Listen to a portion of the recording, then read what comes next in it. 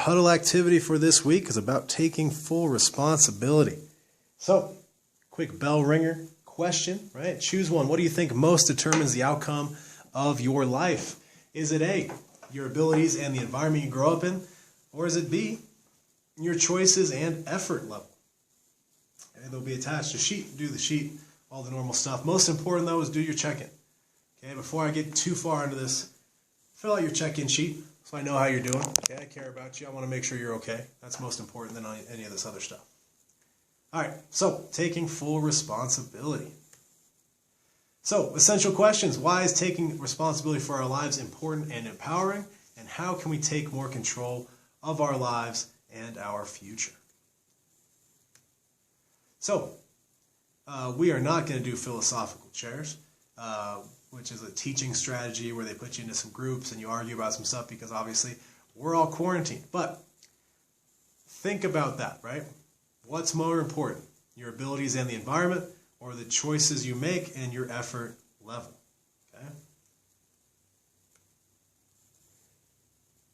Is it video? It is. I guess we'll watch a few minutes of this video. While other turn up the volume to make sure you guys can hear it. From homeless to Harvard, huh? Teens still sleep. Dawn Loggins is in the hallways, classrooms, and bathrooms of Burns High School, where she's a senior and janitor. Each morning she cleans the rooms where she'll later return to learn. But that myself should be the root and father of many kings. Then comes 7 hours of advanced placement classes and honors classes. Then 2 more hours of dumping trash and picking up after her classmates. I don't mind cleaning because if you have to wade through trash to get to your desk, you're not going to have an environment that encourages learning. Finally, she tackles homework till 2 a.m. Besides being dedicated, school officials knew something else about Dawn. Life at home wasn't exactly perfect. There were the eviction notices. The family moved a lot. Burns High was Dawn's 4th school since 8th grade. When she asked about candles, her boss realized the teen was living in a house with no electricity. She came to me and she said, I need something to be able to do my homework by. And I said, okay, we'll get you some candles. We'll take care of that. But there's also no water. We would get water jugs and fill them up at the park, like using the spigots in the bathroom. And we'd use that to like flush the toilet and cook with and things like that. It got worse. Last year, when Dawn tried calling home from summer school in Raleigh, the phone was disconnected. Her mother and stepfather had moved again, this time leaving her behind. I never expected my parents to just, like, leave. You were homeless. Yes. Dawn would crash a few days on a couch here or a night or two on the floor there, but still cleaning and still keeping up her grades. I think what motivates me is the fact that when I was younger, I was able to look at all the bad choices, at the neglect and the drug abuse. And I was not going to have to ask myself, am I going to buy food this month or am I going to pay rent? What makes this story so amazing isn't just Dawn Loggins. It's what the school, it's what the community did. You see, the moment it was realized that Dawn was abandoned and homeless, she should have been turned over to the state, the Department of Social Services. That didn't happen. That didn't happen on purpose. We kind of took it upon ourselves to become her village. So teachers and staffers made sure she was clothed and fed and had a place to live. The people are nice, though. We have good people in Longview. Yeah. It's a nice community. And it didn't end there. That same village was now out to get her to college. And not just any college, Harvard. History teacher Larry Gardner wrote the recommendation letter and simply told Dawn's story. This young lady has, unlike most of us, known hunger. She's known abuse and neglect. She's known homelessness and filth. Yet she's risen above it all to become such an outstanding young lady. Months passed. Thick acceptance letters arrived from state schools, but nothing from Cambridge. Then one day, a thin envelope with a Harvard seal arrived. So I'm delighted to report that the admissions committee has asked me to inform you that you will be admitted to the Harvard College class of 2016. I didn't jump up and down, and I didn't cry or anything like that, but it did get the largest reaction out of any of my my acceptance letters. I sort of did this, like, Not only was she accepted, but her tuition and housing would be paid for. I mean, kind of teared up because this is a young lady who, when I first met her and had her brother in class, they were living at home without electricity, without running water. They were showering at a local park. She's not let those circumstances hold her back, and that's going to she can be that symbol that you're able to achieve, meet your milestones, meet your goals, no matter what. And that's how Dawn Loggins went from homeless to Harvard. Martin Savage, CNN, Lawndale, North Carolina. All right, so pretty inspiring story there. Good for her. All right. How do I get this thing going? Go. No, not that. No. There we go. All right. So, the lawn story. Get a true story about a high school boy and his business. When the doctor fired JJ, what things could he have done or said differently? What the heck is that? Is there something I missed?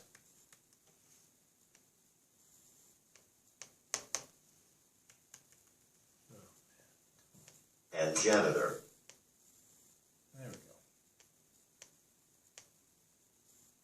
We're going to skip that. I don't know what that's talking about. So, true freedom is taking full responsibility for your life. So people who believe they are victims believe that everyone has it in for them instead of recognizing their attitude and choices are the problem. They wait for things to change instead of creating change. They whine and complain to people who often cannot help, and they change only when they have to. Worst of all, they have given away control of their lives to outside chance and robbed themselves of motivation and joy. One thing to think about here, I don't know how many more slides we've got. The big question before was what's more important, okay? Where you're born and the environment you're born into, or your ability to work hard and persevere. And I would agree that your ability to work hard and persevere is most important, but where you're born gives you advantages or disadvantages. And we need to acknowledge that, right? If you're born into the lap of luxury, right? If you're born Kylie Jenner, you can come up with one little idea and your family's already got hundreds of millions of dollars to invest and you can make a lot more money, right? You're born on third base and all you got to do is get to home plate. Some of us might be born to families with economic instability. My family was no different, right? I couldn't afford to pay for my basketball stuff when I was in high school, right? I was on fee waiver type stuff. We had cars repossessed. We lost our house when I was a kid. So I probably had to work hard to get to a different spot.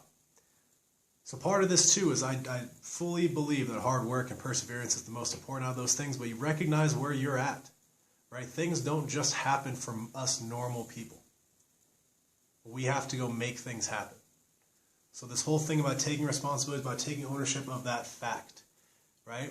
We're born, advantages or disadvantages, right? And you need to take full accounting of that. And you need to push through that as best you can. So what does this quote mean to you? I missed it. Who has more control? Some other stuff like this. So an activity, point the finger. What does this cartoon mean about 3 fingers pointing back at you? So when you point a finger at someone, there are 3 fingers pointing back at you. So what fingers could be pointed back? Obviously, whoever you're pointing it at. But think, who else could it be?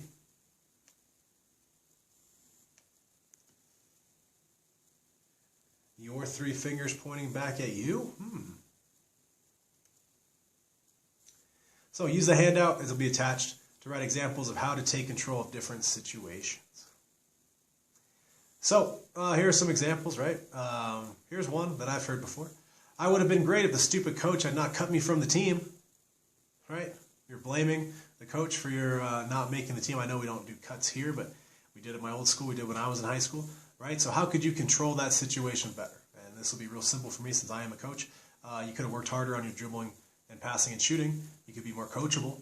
You could show up to all the optional summer things. If you do all that stuff, you'll make the team basically anywhere you go. Another one I hear a lot because I'm a teacher. I'm failing that class because the teacher makes it too hard and assigns too much work, right? How dare we want you guys to learn more and to do more stuff and to be academically rigorous? How could you control that better? I don't know. You could maybe figure out how to use your time more wisely, spend less time watching TikToks of people dancing or of dogs jumping over toilet paper and spend more time studying. You can accept the fact that the teacher just wants you to be really smart and successful in your life. Take control, take ownership of that, and work through it. Right, those are some examples I can think of off the top of my head. So wrap up. Why is taking responsibility for our lives important and empowering? How are you going to apply what you learned from today's lesson to your own life? So, you can think about those things. There's probably not room for you to write maybe something really short on your thing. But it's your life, right? In the end, it's your life, right? So if you're not taking responsibility for it, if you're not working your hardest to make your life better, and I'm not saying do it in a way that hurts other people or takes away advantage from other people or anything like that, but if you're not working your hardest to make your life good, who is going to? Who cares, right? Who else? It's yours now. It's in your hands, right? We're all becoming adults. You guys will soon be adults. I've been an adult now for too long. I'm getting old. I'm getting gray. It's my life, right? If I'm not pushing for it, no one else is. So a reflection. Think about a time in your life was similar to JJ's law. Don't think about that one. Just think about a hard moment in your life when you were challenged with an obstacle that stood in your way of achieving a goal. How did you respond? And is there anything you wish you had done differently? If so, what could you do now to take full responsibility for the situation? Okay.